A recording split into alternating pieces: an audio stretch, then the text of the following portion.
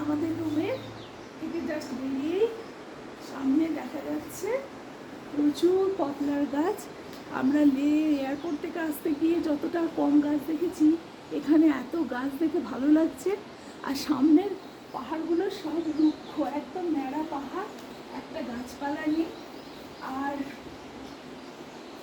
পাশ দিয়ে নিচ দিয়ে চলে যাচ্ছে একটা পাহাড়ি চূড়া, যার শ্বশুর শব্দটা মানে সারা রাত বেশ মাতাল করা শব্দ, মন ভালো করে দিয়েছে।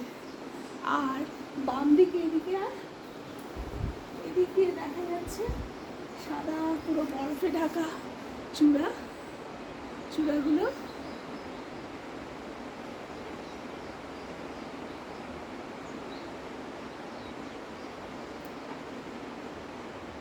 গাছে গাছে পাখিগুলো ভীষণ কিচকিচ করছে, সেটাও ভালো। বেশ দূরে ওইদিকে দেখা যাচ্ছে গোল্ডেন বুদ্ধা।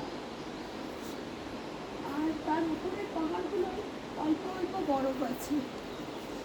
আসলে গ্লোবাল ওয়ার্মিংয়ের ফসল, যতটা বরফ থাকার কথা ছিল তার অর্ধেকও নেই।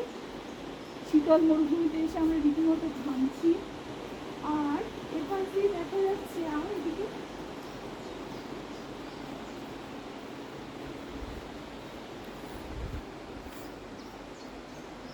আজকে আকাশটা একটু কম নিয়েছে, নীল হয়ে রয়েছে।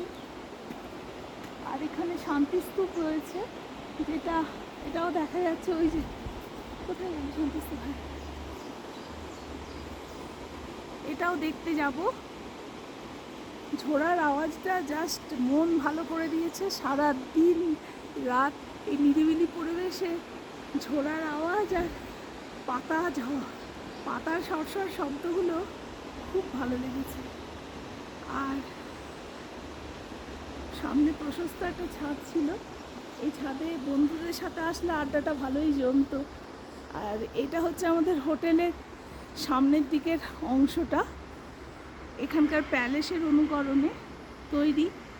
এক কথায় আমার লের এই অংশটা খুব ভালোই লেগেছে। ওই দেখ দূরে একটা প্লেন যাচ্ছে, ব্যাস।